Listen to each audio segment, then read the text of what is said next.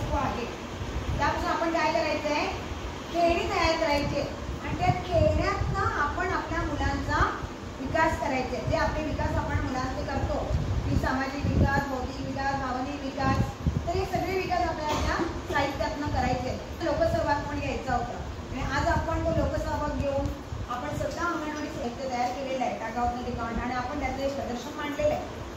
तर त्यासाठी आपल्याला उपस्थित असलेल्या आमच्या उपस्थित असतात आणि आपल्याला नेहमी प्रोत्साहन देतात असे आपल्या करोडे ग्रामपंचायतच्या आपल्या माननीय सरपंच मॅडम यांचं पहिल्यांदा स्वागत करावं. महिला व बालविकास विभागात चांगल्या प्रकारे काम केलेले आहे. सिंधुदुर्ग जिल्ह्यातील आपल्या पर्यवेक्षिका सामंत मॅडम यांना नुकताच आदर्श पुरस्कार जाहीर झालेला आहे. त्या सरपंचांना विनंती करतो की त्यांचं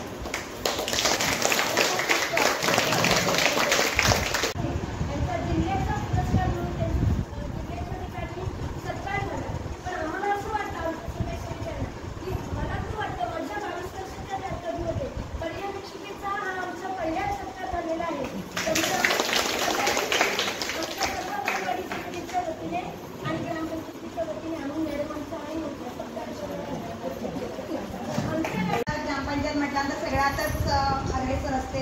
म्हणजे कुठलाही कार्यक्रम छोटा जरी असला तरी तो मोठा कसा करून हे करायचं हे शिकायचं असेल तर आपण जवळ भाषेकडून शिकावं. आणि मी आता मी पुण्यातच म्हटले असं नाही, मागावून पण असं म्हटलं जातं. आपला सत्कार जिल्हास्तरीय झाला परंतु त्यांचा मानस असा की आपले कर्मचारी आहेत तर आपण त्यांचा सत्कार इथे करावा.